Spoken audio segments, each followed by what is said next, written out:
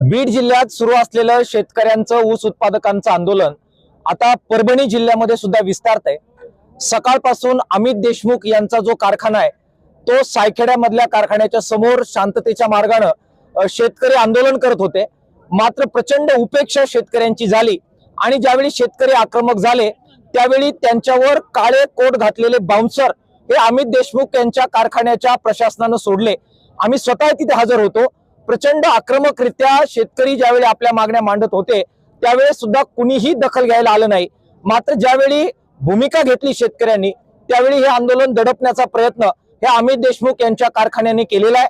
मी किसान सभेच्या वतीने त्याचबरोबर युवा शेतकरी संघर्ष समिती तरुण कार्यकर्ते वेगवेगळ्या पक्षांचे पार्ट्यांचे एकत्र आलेले आहेत त्यांच्या मंचच्या वतीने सुद्धा अमित देशमुखांच्या कारखान्याच्या मॅनेजमेंटच्या या कृतीचा तीव्र धिक्कार करतो। त्यांनी अंत पाहू नये, तातडीने चर्चेला पुढे यावं। ते जर आले नाही तर मोठं आंदोलन जे उभं राहिलेलं आहे ते अधिक आक्रमक करावं लागेल। आजपासून या ठिकाणी बेमुदत ठिया हा शेतकऱ्यांनी ठेवलेला आहे। सबंध बीड मध्ये एकही टिपरू हे ऊसाचं काटणार नाही अशा प्रकारची भूमिका गेल्या 8 दिवसापासून शेतकऱ्यांनी घेतलेली आहे। ऊसतोड बंद आहे। 8 कारखाने बीड जिल्ह्यातले बंद आहे।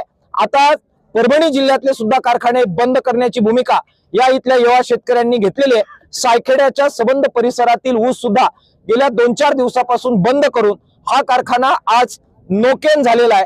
अमित देशमुखांना मला आव्हान करायचंय, गुंड सोडून नव्हे, बाउन्सर सोडून नव्हे, चर्चा करून मार्ग काढा, नाहीतर तुमच्या घराच्या समोर येऊन आमरण उपोषणाला आम्ही बसल्याशिवाय राहणार नाही।